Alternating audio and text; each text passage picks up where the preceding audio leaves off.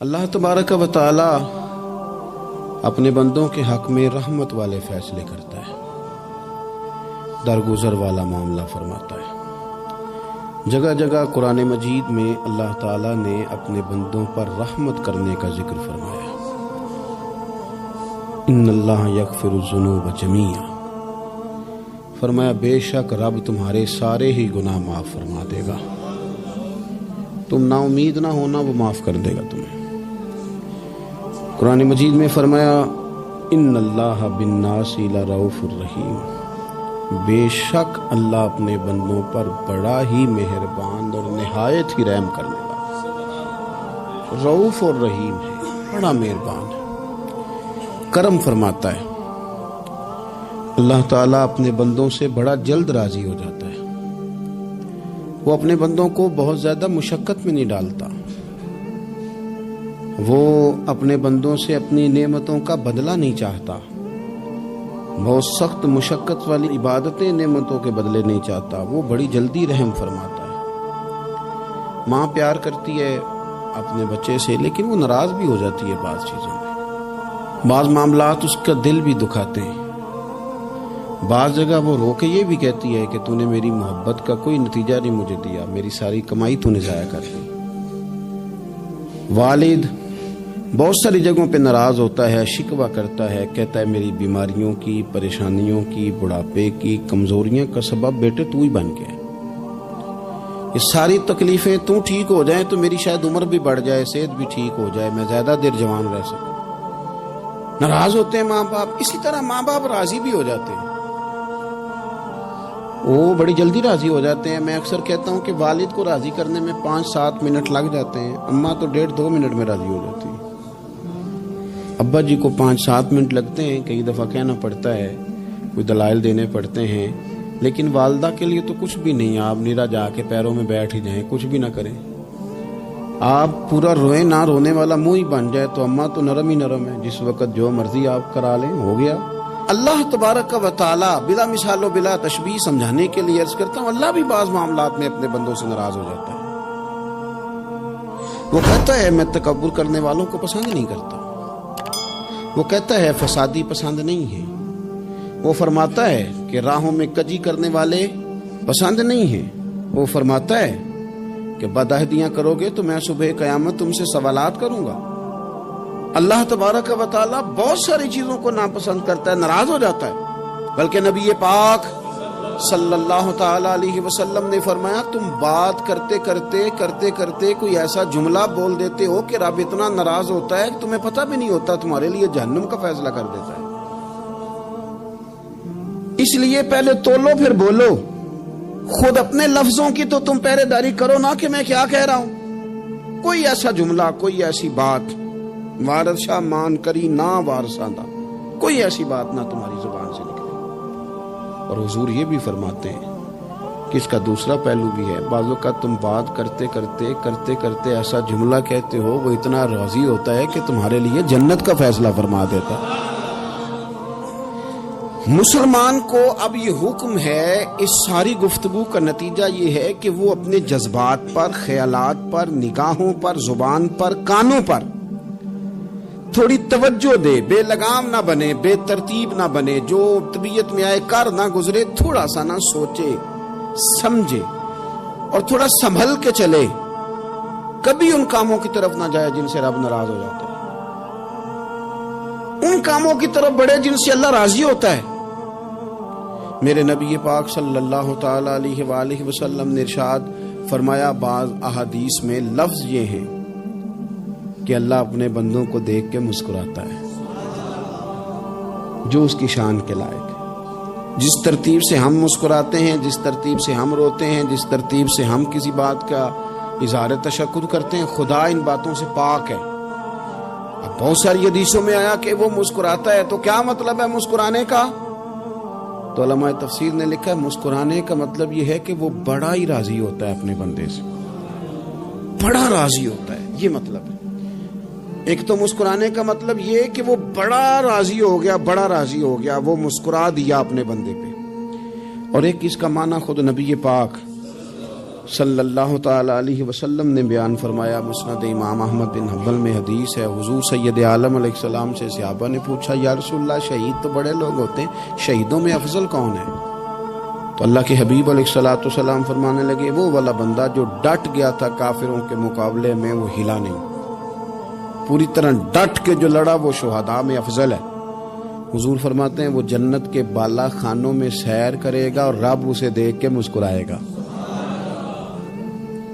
رب اسے دیکھ کے مسکرائے گا، اللہ تعالیٰ مسکراتا ہے اسے دیکھ کے۔ اور اگلے جملے میں حضور نے وضاحت کر دی، فرمایا جب رب دنیا میں کسی پر مسکراتا ہے نا تو اس کا معنی یہ ہے کہ قیامت میں پھر اللہ اسے حساب کوئی نہیں لے گا۔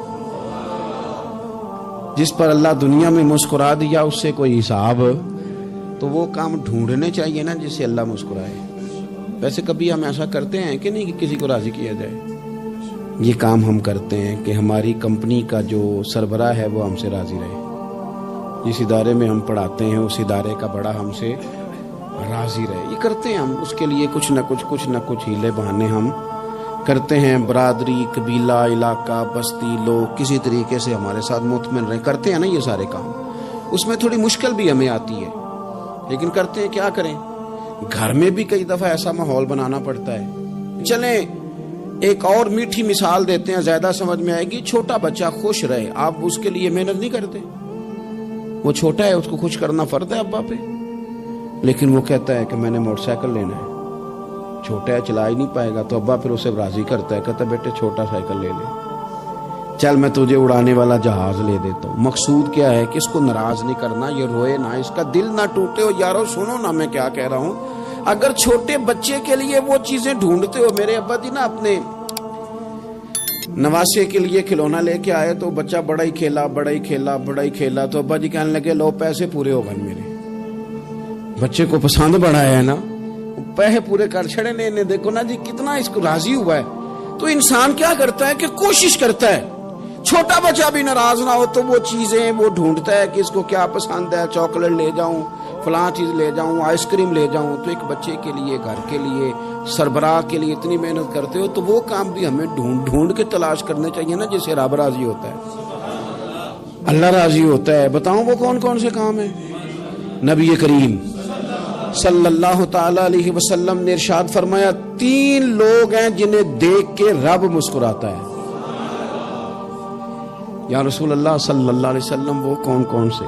تو محبوب فرمانے لگے، ایک وہ بندہ ساری مخلوق سوئی ہے، آدھی رات ہے، رات کا پچھلا پہر ہے، اس نے اٹھ کے وضو کر لیا، مصلی پہ کھڑا ہو گیا خدا کی یاد میں، فرمایا اسے دیکھ کے رب مسکراتا ہے جو اس کی شان کے لائق ہے، مسکراتا ہے اللہ۔ یہ تو سونے کا ٹائم تھا، یہ تو گہری نیند آنے کا وقت تھا، رات کا پچھلا پہر، رات پوے تے بے درداں نو نیند پیاری آوے، تے درد منداں نو یاد سجن دی ستیاں وی آن جگاوے، اور ساون کی کالی راتوں میں جب بوندا باندی ہوتی ہے، وہ راتوں کو اٹھ روتے ہیں جب خلقت ساری سوتی ہے، اللہ مسکراتا ہے۔ اور سننا میرے بھائی، میرے نبی پاک صلی اللہ تعالی علیہ وسلم فرماتے ہیں جب مسلمان نماز کے لیے صفیں بناتے ہیں نا، ترتیب لگ رہی ہوتی ہے، اب اللہ کی بارگاہ میں کھڑے ہوں گے، قیام کریں گے، رکوع کریں گے، سجود کریں گے، فرمایا جب مومن صفیں بناتے ہیں تو رب دیکھ کے مسکراتا ہے، مسکراتا ہے۔ کمال ہو گئے عروج بندگی کا، جب بندے کو دیکھ کے رب مسکرائے، خدا بندے سے خود پوچھے بتا تیری رضا کیا ہے، مسکراتا ہے۔ اور میرے نبی پاک علیہ السلام فرماتے ہیں جب مجاہد جہاد کے لیے صفیں سیدھی کرتے ہیں، آج تو یہ رب کے نام پہ مرنے ہی آ گئے، یہ صفوں میں کھڑے ہوں گے، ترتیب سے لڑیں گے، ترتیب سے گلا کاٹیں گے کافروں کا یا شہادت لیں گے۔ فرمایا جب جہاد کے لوگ صفیں بناتے ہیں تو رب انہیں دیکھ کے مسکراتا ہے۔ کتنے نصیبوں والا وہ بندہ ہے جسے دیکھ کے مسکرا دیا۔ او یار کبھی تیرا بیٹا تیرے سامنے مسکرائے نا چھوٹا تو تیرا دل باغ ہو جاتا ہے۔ تیری ماں بیمار کسی ایک دن صحیح طرح ہنس پڑے تو طبیعت خوش ہو جاتی۔ مجھے بتاؤ نا جس کا رب بھی اسے دیکھ کے ہنس پڑے، جو اس کی شان کے لائق ہے، کیا اس بندے کے نصیبیں ہیں، کیا اس کے مقدر ہیں۔ آپ اس مقام پر اپنے آپ کو لائیں. اب دیکھیں نا یہ حدیث ہم نے سن لی, اب ہم نے نا اس طرح صفحے نہیں بنانے جس طرح ساری دنیا, اب ذرا صفحے بھی شوق سے بنائیں گے. اب ذرا تھوڑا سا شوق پیدا کریں گے, بھئی یہ تو میں وہ کام کرنے لگا ہوں جسے دیکھ کے رب مسکراتا ہے. نبی پاک صلی اللہ علیہ وسلم نے فرمایا جب کوئی بندہ توبہ کرتا ہے نا, ہم توبہ کا رٹا لگاتے ہیں, یا اللہ میری توبہ یا اللہ. اور توبہ کا تو مطلب یہ ہے کہ پچھلے گناہوں سے پکی توبہ, آج کے بعد یہ غلطی نہ کرنے کا پکا وعدہ. تو نے ساری شب برات رو کے گزاری ہے, بتا سویرے جھوٹ جوڑنے کا ارادہ ہے تیرا, آج کے بعد رشوت تو نہیں نہ لے گا, ملاوٹ تو نہیں نہ کرے گا, یہ توبہ ہے. اور اگر سارے کام اسی طرح کرنے تو پھر یہ توبہ کا رٹا ہے, جتنا مرضی لگاؤ. حضرت علی بن ربیعہ رضی اللہ تعالیٰ عنہ فرماتے ہیں میں مولا علی کے ساتھ تھا, مقام حرہ کی طرف جا رہے تھے, حضرت علی نے ہاتھ اٹھا کے دعا مانگی ہماری تعلیم کے لیے, ورنہ حضرت علی ہم صحابہ کو محفوظ عن الخطا تو مانتے ہیں نا.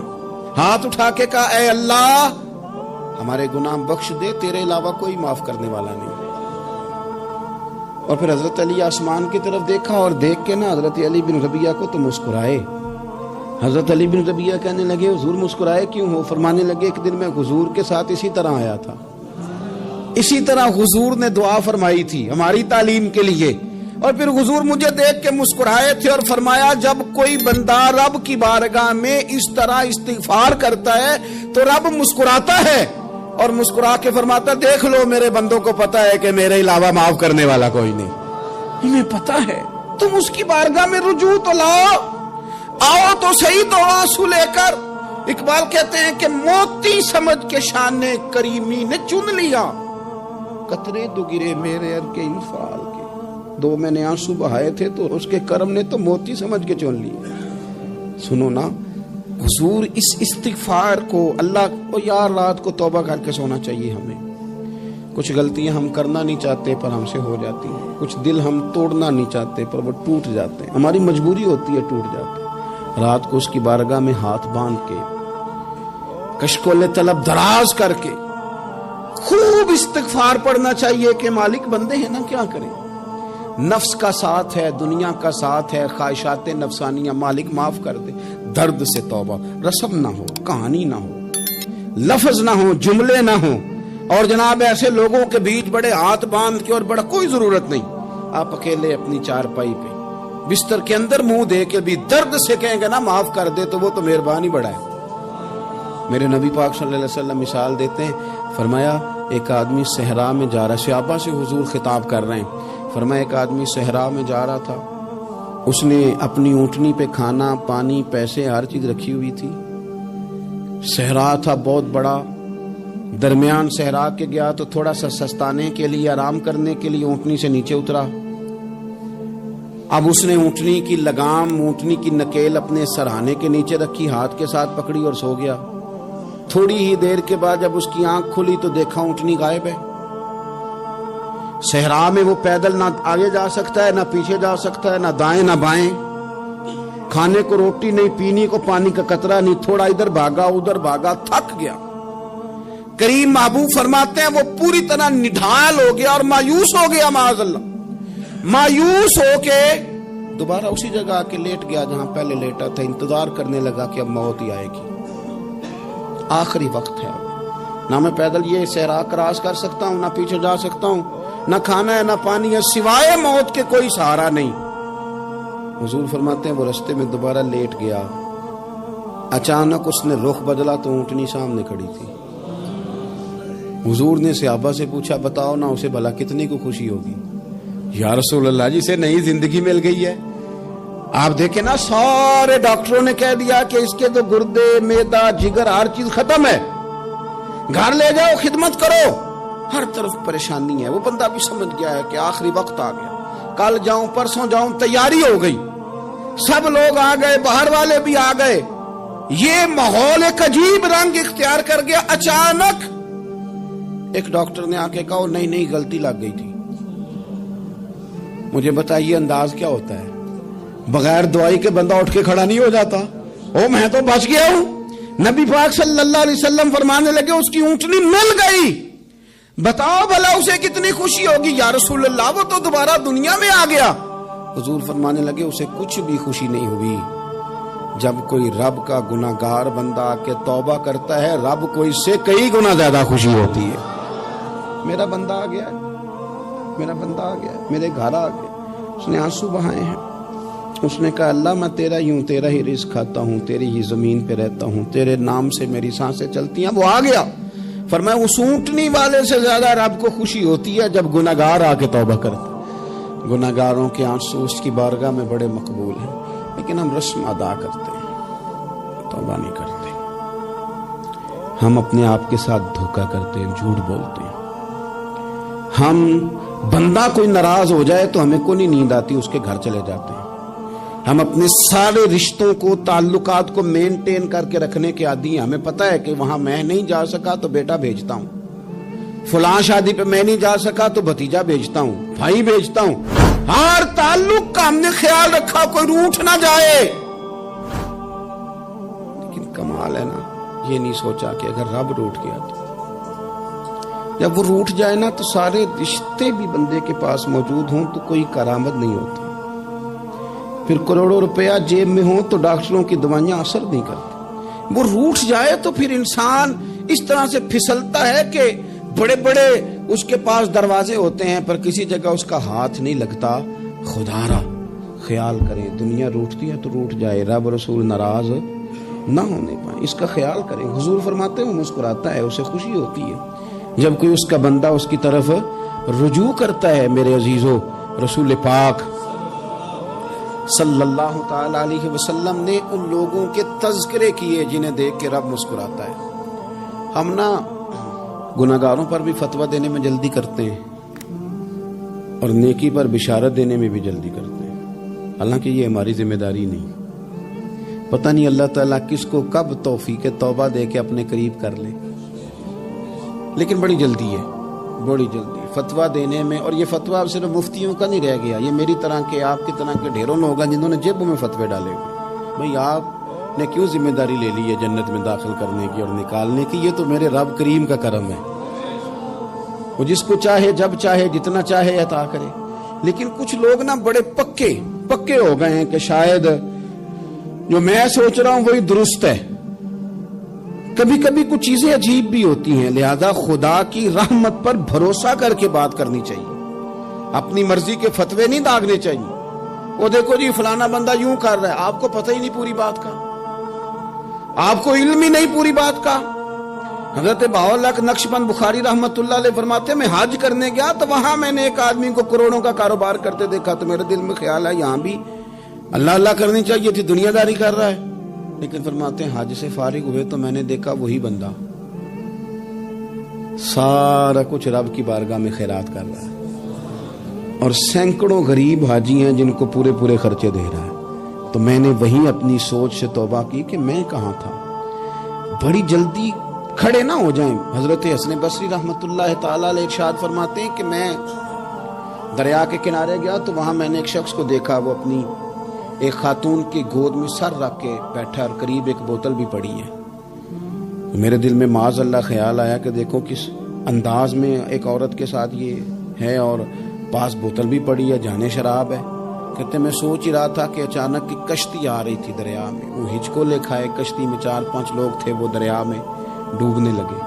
وہ آدمی تیزی سے اٹھا، دریا میں چھلانگ لگائی، پہلے ایک کو نکالا، پھر دوسرا نکالا، پھر تیسرا نکالا، ایک بندہ رہ گیا۔ کہنے لگا حضور مجھے تو آپ نے گناہگار سمجھا ہے، میں تو بڑے غلط انداز میں یہاں بیٹھا ہوں، آپ نے جو سوچا چلیں گے چوتھا بندہ آپ نکالنا ہے، کرے نا یہ کام، کرے نا یہ کام۔ بڑے بھولے بھالے، بڑے اللہ والے، ریاض آپ کو بس ہم ہی جانتے ہیں، اتنی جلدی فتویٰ۔ حضرت حسن بصری فرماتے ہیں میں پشیمان ہوا، میں نے کہا مجھے تیرنا نہیں آتا، تو دیر نہ کر، چوتھا ڈوب نہ جائے۔ پھر اس نے چھلانگ لگائی، چوتھا بھی نکال لایا، اور کہنے لگا حضرت آپ نے جلدی کی سوچنے میں، یہ بی بی میری ماں ہے اور یہ سرکے کی بوتل ہے۔ ہم ماں بیٹے کا یہ مشغلہ ہے کہ یہ وہ جگہ ہے جہاں آ کے لوگ مسافر اترتے ہیں، اور یہاں سے کسی کا گھر 100 میل ہے، کسی کا 200 میل ہے۔ ہم صبح سرکہ، کھجوریں، روٹیاں لے کے یہاں آتے ہیں، مسافروں کی نوکری کرتے ہیں، کوئی پریشان ہو تو مدد کرتے ہیں۔ حضرت خواجہ حسن بصری فرماتے ہیں میں نے معافی مانگی، ان سے بھی مانگی، رب سے بھی مانگی، انہوں نے مانگ لی نا بزرگ تھے پر ہم کو نہیں تیار مانگنے کو. ہم ہر وقت بدگمانیاں وہ فلانا فلانے جرم کرتا تھا میں اسے اب کیسے نیک مان لوں. بھائی اب وہ نمازی ہے, خدا کے گھر آتا جاتا ہے, اب اللہ کی بارگاہ میں حاضر ہوتا ہے. جب رب نے معاف کر دیا تو بھی سوچ بدل جا. سنیں حضور کیا فرماتے ہیں. نبی پاک صاحب الاخلاق صلی اللہ تعالی علیہ وسلم فرماتے ہیں, مسند امام احمد بن حنبل دیکھیے, فرمایا رب اس وقت بڑا ہی مسکرائے گا جب قاتل بھی جنت میں جائے گا, مقتول بھی جنت میں جائے گا. یا رسول اللہ مقتول تو گیا, یہ قاتل کیسے چلا گیا؟ حضور فرماتے ہیں جائے گا, اور جائے گا اور رب مسکرائے گا جو اس کی شان کے لائق ہے. یا رسول اللہ کس طرح؟ تو نبی پاک صلی اللہ علیہ وسلم فرمانے لگے اس نے ایک مومن کو قتل کیا تھا, وہ شہید ہو کے جنت میں چلا گیا. اب اللہ نے بعد میں اسے توبہ کی توفیق دے دی. پہلے اس نے کلمہ پڑھا, پھر یہ میدان میں اترا, کافروں سے لڑا, یہ شہید ہوا, رب نے اسے بھی جنت دے دی. قاتل بھی جنت میں, مقتول بھی جنت میں. اور بات اتنی انوکھی ہے کہ رب دیکھ کے مسکرا رہا ہے جو اس کی شان کے لائق ہے. ہم جلدی میں ہیں, ہم انتظار نہیں کر رہے کہ شاید توبہ کر جائے, ہم انتظار نہیں کر رہے. لیکن میرے عزیز اتنی جلدی نہ کریں. سوچوں کا صاف ہونا, ذہنوں کا پاک ہونا, اور لوگوں کے بارے میں گمان کا اچھا ہونا. آپ کسی نفسیات کے ڈاکٹر کے پاس چلے جائیں, اسے کہیں ٹینشن بڑی ہے, میں ان کے مضامین پڑھتا رہتا ہوں, وہ سب سے پہلا سبق آپ کو یہ پڑھائیں گے کہ اچھا سوچا کریں. اچھا سوچنے سے بندہ تندرست رہتا ہے. کس سے بندہ تندرست رہتا ہے؟ ہیں جی واقعی. یعنی اس والے پڑوسی کے بارے میں بھی اچھا سوچنا ہے گھر میں, اس والے کے بارے میں بھی, چھوٹے بھائی کے بارے میں بھی اچھا سوچنا ہے, اور بڑے کے بارے میں بھی اچھا ہی سوچنا ہے. یعنی اپنی برادری قبیلے کے بارے میں بھی اچھا سوچیں, جو قبیلے کا نہیں اس کے بارے میں بھی چلیں تھوڑا سا اچھا سوچ لیں. اپنے بارے میں تو اچھا سوچا ہے بڑا. میں کہتا ہوں کہ ہم اپنی غلطیوں سمیت اپنے آپ سے بڑا پیار کرتے ہیں, اور دوسرے کی ایک غلطی نظر آ جائے تو ہمیں گھن آنے لگ جاتی ہے. آپ جلدی نہ کریں. مالک نے موقع دیا ہے بندوں کو, نہ وہ کسی کا رزق چھین رہا ہے, نہ سانسیں چھین رہا ہے, وہ اپنی زمین پہ چلنے بھی دے رہا ہے, رہنے بھی دے رہا ہے. تو جب اس نے موقع دیا ہے آپ بھی تھوڑا موقع دیں. اللہ بڑا کریم ہے, دروازے کھولے گا, اس کے بندے اس کی بارگاہ تک پہنچیں گے. بدگمانیاں اور پھر بدگمانیوں کا عروج, اور اس لیول تک جا کے بات کر دینا ہے کہ جہاں سے خوف آئے کہ یار یہ بات نہیں کرنی چاہیے. رسول کائنات سرور دو عالم صلی اللہ تعالی علیہ وسلم فرماتے ہیں کہ اللہ مسکراتا ہے. دیکھو ہمارے ہاں نا ایک اور بھی مسئلہ بن گیا ہے. میں نے کچھ لوگوں کو نا پکا, میرے پیارے ہیں, محبت ہے مجھے, تو میں چونکہ آپ میری کلاس ہیں, میں مشاہداتی اور تجرباتی باتیں بھی کر لیتا ہوں, اسی کی روشنی میں کئی دفعہ گفتگو بھی تیار کرتا ہوں. کچھ لوگوں نے نا پکا ذہن بنا لیا یہ کہنے کا کہ ہاتھ بڑا تنگ ہے. پکا آپ جس وقت پوچھ لیں ان کا ہاتھ اور بڑا ہی زیادہ تنگ ہے. آپ یقین کریں بہن کا جو خامند ہے وہ کہہ رہا ہے جا حصہ لے کے آ, تیرے بھائیوں کی کمائی تو نہیں, تیرے ابا کی ہے, لے کے آ. وہ بیچاری اس کی منتیں کر رہی ہیں, کہتی ہے اگر جاؤں گی نا تو وہ کہیں گے حصہ لے جا, آج کے بعد ہمارے گھر نہ, میرا دروازہ نہ بند کرو, مہربانی کرو. اور بھائی سے بات کرتی ہے تو کہتا ہے ہاتھ ہی بڑا تنگ ہے, جب ٹھیک ہوگا تو دے دوں گا. نہ کریں یہ ظلم. ہمارے اپنے تڑپتے رہتے ہیں اور ہماری دولتیں اندر پڑی رہتی ہیں. ہمارے اپنے چھوٹی چھوٹی ضروریات کے لیے پریشان ہوتے ہیں, لیکن ہم بڑے بڑے بہانے ہیں ہمارے پاس. کہتے ہیں یہ نکما ہے, یہ نکھٹو ہے, یہ کام نہیں کرتا, اس میں فلانا ہے, بے فلانا ہے, بلے میں نے نہیں ساتھ چلنا. اظہار جب آپ کے اندر پیدا ہوتا ہے نا, اظہار جب کسی کے لیے آپ حساس ہوتے ہیں تو آپ کو بھی سرور حاصل ہوتا ہے. نہ کریں یہ کام کہ آپ کو اللہ نے وسعت دی اور ہر وقت آپ ہاتھ تانگ ہونے کا رونا رو رہے ہیں, ہر وقت آپ یہ کہہ رہے ہیں میں بڑی آزمائش میں ہوں, جب خدا نے آپ پہ نہیں ڈالی. تو اتنے جھوٹ بولنا صرف اس لیے کہ میرے پیسے بچ جائیں, صرف اس لیے کہانی سنانا کہ حالات میرے بڑے خراب ہیں کہ کوئی بندہ میرے سے کوئی تھوڑا بہت قرض نہ مانگ لے. سنو, نبی پاک صلی اللہ علیہ وسلم کے پاس مہمان آ گیا, بخاری مسلم ہے. حضور نے ازواج مطہرات کے گھروں میں پیغام بھیجا, کچھ چیز ہے ضیافت کے لیے. یا رسول اللہ کچھ بھی نہیں, یہ دو جہاں کے شاہ ہیں اور پاس کچھ رکھتے نہیں, دو جہاں کی نعمتیں ہیں ان کے خالی ہاتھ میں. یا رسول اللہ کوئی چیز بھی نہیں. حضور نے صحابہ کے مجمع پہ نظر ڈالی, یا رسول اللہ صلی اللہ علیہ وسلم حکم ہو، تو حضور فرمانے لگے تم میں سے کوئی بندہ ہے جو اسے گھر لے جائے روٹی کھلائے؟ ایک صحابی اٹھے فوراً، حضور میں لے کے جاتا ہوں کھانا کھلاتا ہوں۔ فرماتے ہیں میرے گھر میں صرف بچوں کا کھانا تھا، یہ نہیں کہ فریزر بھرا ہوا ہے نعمتوں سے، صرف بچوں کا کھانا، یہ نہیں کہ کسی کو دیکھ کے اپنی ہنڈیا پہ برتن دے لیا، صرف بچوں کا کھانا۔ کہتے ہیں گھر گیا، بیوی سے کہا کیا کیفیت ہے؟ کہنے لگی بچوں کی روٹی ہے۔ میں نے کہا بچے سلا دے، صبح ناشتہ کر لیں گے۔ تو کہنے لگی آپ کیا کھائیں گے؟ تو میں نے کہا نہ میں کھاؤں گا نہ تو کھائے گی، مہمان جو نبی پاک کا ہے۔ کہا اچھا، اب ذرا تجویز دیکھو میاں بیوی کی سوجھی آپس میں۔ کہتے ہیں کھانا لگا دینا، کیونکہ ایک آدھ بندے کا کھانا ہے۔ اپنی غربتوں کا ہر جگہ اظہار کرنا، رونا رونا، یہ دیکھو غربت کیسے چھپائی جا رہی۔ اس کو کہا نہیں کہ چل تو تھوڑا رحم کھا، تو آیا ہے تو تھوڑا رحم کھا، یہ نہیں کہا اٹھ کے نا تو کھانا رکھنا اور اٹھ کے نا چراغ ٹھیک کرنے کے بہانے بجھا دینا۔ ہم دنیا والوں کے سامنے کیوں اپنے دکھ بیان کریں؟ ہم جو کہیں گے رب رسول کی بارگاہ میں کہیں گے۔ تو نا چراغ ٹھیک کرنے کے بہانے، اہلیہ اٹھی کھانا دینے کے بعد چراغ ٹھیک کرنے کے بہانے بجھا دیا۔ خامد بھی ہاتھ چلاتے رہے، بیوی کبھی برتن رکھتی کبھی اٹھاتی، پتہ چلے کہ کھانا کھا رہے، کھانا کھایا جا رہا ہے۔ کہتے ہیں مہمان پیٹ بھر کے کھانا کھا گیا۔ یہ کام ہوا رات کے اندھیرے میں، اس وقت ہوا جب چراغ بھی بند تھا، اس وقت ہوا جب کوئی دیکھنے والا نہیں تھا، کسی پڑوسی کو بھی خبر نہیں تھی۔ فرماتے ہیں صبح کے اجالے میں اس مہمان کو لے کے مسجد نبوی میں نے قدم رکھا تو نبی کریم نے فرمایا رات جو تم نے کام کیا ہے نا اسے دیکھ کے میرا رب بڑا مسکرایا ہے، اللہ بڑا مسکرایا ہے۔ اللہ تر دامنی پہ شیخ ہماری نہ جائیے، ہم دامن نہ چھوڑ دیں تو فرشتے وضو کریں۔ یہ شان ہے صحابہ کی۔ نبی کریم علیہ السلام نے فرمایا رب رات مسکرایا تیرا یہ انداز دیکھ کے، اور اس نے قرآن نازل کیا وَيُبْصِرُونَ عَلَىٰ أَنفُسِهِمْ وَلَوْ كَانَ بِهِمْ خَصَاصَةٌ۔ کچھ لوگ وہ ہیں جنہیں بڑی بھی ضرورت ہو تو دوسروں پر اثار کر دیتے ہیں، قربانی دے دیتے ہیں۔ رب مسکرایا ہے، اندر پیسے رکھے ہوئے ہیں، اندر پیسے رکھے ہوئے ہیں، اور بہن آ کے منت کر رہی ہے کہ بھائی حالات بڑے خراب ہیں، تھوڑی سی مہربانی کر۔ تو کہتے ہیں بہن پردہ یہ ہے بس، کیسے بتاؤں تجھے حالات، تجھے کیا بتاؤں کام کتنی مشکل سے چلتا ہے، یہ پردہ یہ بس۔ بہرحال اگر تو نے کہا ہے نا 50,000 تو میں زیادہ نہیں کو 20 کو دے دوں گا تجھے، وہ بھی خاصی نیکی کر کے، وہ بھی بتا سکھا کے۔ رات اماں پہ علیحدہ سے احسان چڑھاؤں گا، ابا پہ علیحدہ سے چڑھاؤں گا کہ تمہاری بیٹی کے ساتھ تعاون کرنا، سارے علاقے کو ویسے ہی بتاؤں گا۔ اور وہ غریبنی بیچاری 20,000 لے کے گھر گئی ہے، پھر سفارشیں کر رہی ہے کہ مہربانی کرو۔ میں نے ایسے بھی دیکھے ہیں جو پہلے بیوی کو پکڑاتے ہیں تو دے، اس لیے کہ پھر وزیر اعظم تو ڈنڈا نکال لے گا تو بڑا مشکل ہو جائے گا پھر گھر میں رہنا، لہذا وہ یہ تو آگے لگ۔ یہ کیا لہجہ ہے آپ کا؟ یہ تو کسی کو بھی دیں تو چھپا کے دینے کا حکم ہے، کسی کو بھی دیں تو ہمیں حکم یہ ہے کہ سیدھے ہاتھ سے دینا ہے، الٹے کو خبر۔ اور یہ جو بالکل ہی اپنے ہیں ان پر تو پردہ پوشی آپ کے لیے ویسے ہی ضرورت تھی۔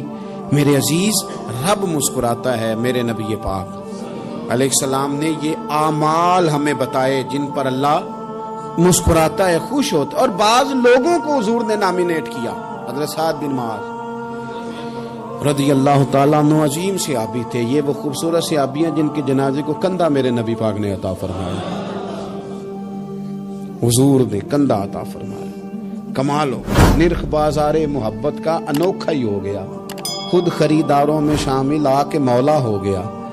حضور نے کندھا دیا۔ حضرت سعد بن معاذ رضی اللہ تعالیٰ عنہ کا جب جنازہ اٹھا، ان کی والدہ رو پڑی، بڑے درد سے روئی، ماں تھی نا۔